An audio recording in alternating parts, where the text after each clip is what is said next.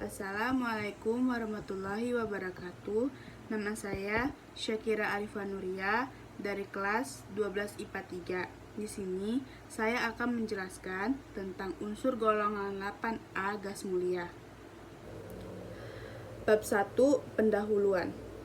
A. Latar belakang.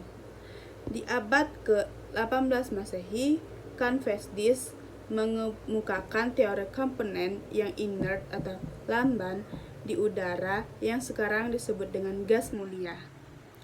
Di akhir abad ke-19, keberadaan unsur-unsur gas mulia pertama kali ditemukan oleh Sir William Ramsay. Beliau adalah ilmuwan pertama yang berhasil mengisolasi gas helium, neon, argon, krypton, xenon, dan radon. Oleh sebab itu, Ramsay dianugerahkan hadiah Nobel pada tahun 1904 atas keberhasilannya. B. Rumusan masalah. 1. Jelaskan kelimpahan unsur golongan 8A. 2. Bagaimana sifat-sifat unsur golongan 8A. 3.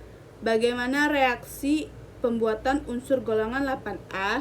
4. Kegunaan dan manfaat unsur golongan 8A. Tujuan. 1. Untuk menjelaskan kelimpahan unsur golongan 8A. 2. Untuk mengetahui sifat-sifat unsur golongan 8A. 3. Untuk mengetahui reaksi pembuatan unsur golongan 8A. 4. Untuk mengetahui kegunaan dan manfaat unsur golongan 8A. D. Manfaat. Untuk mengetahui semua tentang kimia unsur golongan 8A atau gas mulia. Bab 2 pembahasan. Gas mulia adalah grup elemen kimia yang dengan sifat-sifat yang sama di kondisi standar. Semua tidak berbau, tidak berwarna, dan monoatomik dengan reaktivitas yang sangat rendah.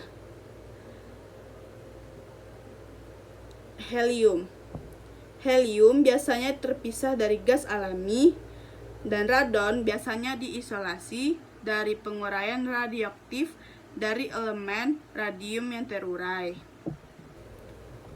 Lalu, gas mulia mempunyai beberapa aplikasi penting di industri seperti penerangan, pengelasan, dan perjalanan angkasa luar. Neon ditemukan oleh ahli kimia bernama Sir William Ramsay dan Maurice M. Travers pada tahun 1998 di London, Inggris. Argon merupakan gas terbanyak ketiga yang terdapat dalam atmosfer bumi setelah nitrogen dan oksigen. Argon terbentuk dari peluruhan zat radioaktif berupa kalium yang terdapat di kerak bumi. Lalu, krypton. Krypton merupakan gas yang paling langka di atmosfer dari unsur-unsur gas mulia yang lainnya. Sama halnya dengan neon, krypton ditemukan oleh ahli kimia yang bernama Sir William Ramsay dan Maurice M. Xenon akan memancarkan cahaya berwarna biru saat berada pada medan bertegangan tinggi. Radon merupakan unsur gas mulia yang bersifat radioaktif. Radon berbentuk dari penguraian radium, zat kimia radioaktif dari unsur logam. Kelimpahannya di file ya, Bu. Lalu, sifat-sifat unsur gas alam. Sifat kimianya, gas mulia memiliki jari-jari atom yang semakin panjang hingga radon, sehingga semakin mudah membentuk dipol sesaat dan gaya van der Waals. Kereaktifan gas mulia bertambah besar seiring bertambahnya jari-jari atom. Gas mulia hanya dapat bereaksi dengan unsur yang memiliki keelektronegativan yang sangat tinggi, seperti fluor. Lalu, yang terakhir, Gas mulia sering dikatakan gas inert atau lemban karena tidak ikut bereaksi. Lalu, sifat fisikanya yaitu golongan gas mulia tidak ditemukan senyawa alami di alam. Golongan ini sudah memenuhi aturan oktet dan duplet untuk helium. Dan oktet elektron terluar. Untuk unsur selain helium dapat dalam gas mulia. Terus, gas mulia tidak bersifat kovalen dari ionik. Senyawa gas mulia paling sering digunakan untuk lampu. Pembuatan gas unsur. Proses digunakan disebut teknologi pemisahan udara. Pada tahap awal, CO2 dan uap air dipisahkan terlebih dahulu.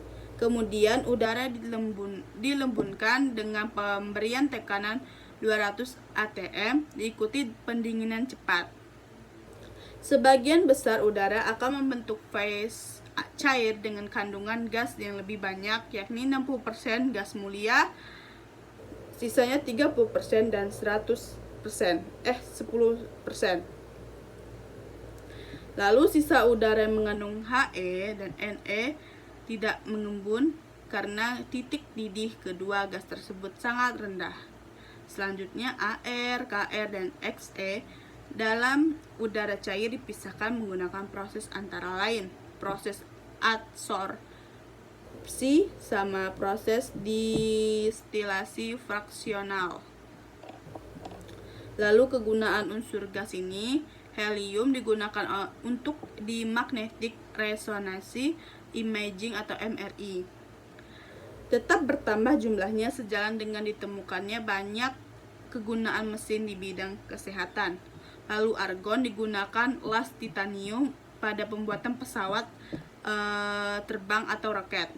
Neon digunakan sebagai pendingin, indikator tegangan tinggi, penangkal petir, dan untuk mengisi tabung-tabung televisi. Krypton digunakan dalam lampu mercusuar, laser untuk perawatan retina. Lalu xenon, gas ini digunakan dalam pembuatan tabung elektron, lampu stroboskopik atau lampu neon yang berkedip dengan frekuensi tertentu, lampu bakterisida, dan lampu yang digunakan mengeluarkan laser ruby yang menghasilkan sinar yang koheren. Radon sekarang digunakan untuk terapi kanker dan sistem peringatan gempa. Lalu di sini ada dampak kegunaannya. Helium. Kegunaan helium itu sebagai pelindung, untuk pengelasan, sebagai pengisi balon, dan sebagai pendingin reaktor nuklir. Terus dampak negatifnya ini ada jika dicampurkan nitrogen dan oksigen digunakan untuk membuat udara buatan. Nitrogen yang dihirup mudah dilarut dalam darah dan dapat menyebabkan halusinasi pada penyelam. Lalu ketika penyelam kembali ke permukaan atau tekanan atmosfer, gas nitrogen keluar dari darah dengan cepat. Pembentukan gelembung dalam darah dapat menyebabkan rasa sakit atau kematian. Neon ini bisa digunakan untuk mengisi bola lampu di runway karena neon menghasilkan cahaya terang dengan intensitas tinggi saat dialiri listrik. Dampak negatifnya itu keberadaannya di alam. Lalu argon, kegunaannya pengisi bola lampu karena argon tidak bereaksi dengan filamen walaupun pada suhu tinggi. Lalu argon juga digunakan dalam las titanium pada pembuatan pesawat terbang atau roket. Dampak negatifnya itu tidak dapat membentuk campuran kimia sejati, jumlah yang berlebih menyebabkan keracunan pada tanaman. Krypton, penggunaan krypton ini bisa pengisi lampu blitz, pengisi pada kamera. Lalu tabung fluoresen atau laser fotografi dan kecepatan tinggi. Dampak negatifnya itu, elemen kripton tunggal tidak berdampak pada manusia, namun sifatnya radioaktifnya ketika bercampur dengan xenon yang terjerat dalam tabung percampuran senyawa bahan nuklir yang digunakan untuk pembangkit listrik tenaga nuklir atau PLTN. Itu sangat berbahaya karena kripton merupakan pemancar gamma yang merupakan limbah radioaktif yang bila masuk ke lingkungan saat berbahaya. Lalu xenon digunakan untuk mengisi lampu kilat pada kamera. Terus untuk isotopnya dapat digunakan sebagai reaktor nuklir. Dampak negatifnya itu tidak berbahaya tapi senyawanya sangat berbahaya karena sifatnya oksidatornya yang sangat kuat keberadaannya di alam. Lalu radon ini kadang digunakan untuk beberapa rumah sakit untuk kegunaan terapi. Lalu radon ini juga di dalam pendidikan hidrologi mengkaji interaksi antara air bawah tanah dan penyingkatan sungai. Radon dalam air merupakan petunjuk. Lalu dampak negatif radon ini dapat menghasilkan hasil peluruhan terbentuk padat dan akibat cenderung membentuk debu halus yang mudah memasuki jalur udara dan menempel permanen dalam jaringan paru-paru. Lalu menghasilkan paparan lokal yang parahnya radon bisa menyebabkan kematian karena akibatnya kanker paru-paru.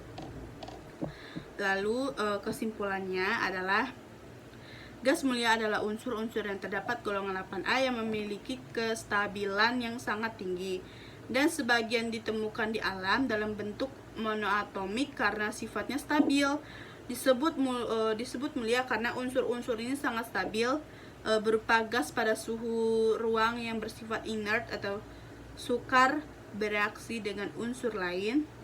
Tidak ditemukan satupun senyawa dalam senyawa alami dari gas mulia ini. Lalu gas mulia ini adalah grup elemen kimia yang bersifat yang sifat-sifatnya sama dalam kondisi standar. Mereka semua tidak berbau, tidak berwarna dan monoatomik dengan reaktivitas yang sangat rendah. Mereka ditempatkan di grup 18 atau 8A dari tabel periodik sebelumnya dikenal dengan grup O, yaitu helium, neon, argon, kripton, xenon, dan radon yang bersifat radioaktif. Sekian penjelasan saya. Wassalamualaikum warahmatullahi wabarakatuh.